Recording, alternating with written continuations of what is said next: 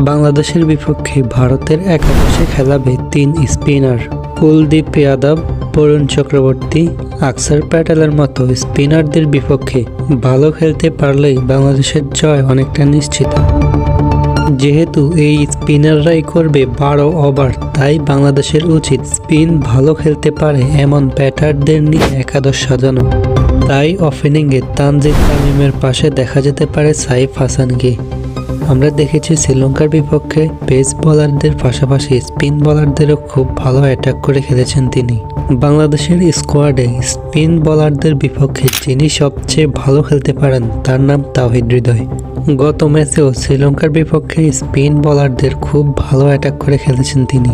ভারতের বিপক্ষে তার রেকর্ডটাও খুব ভালো।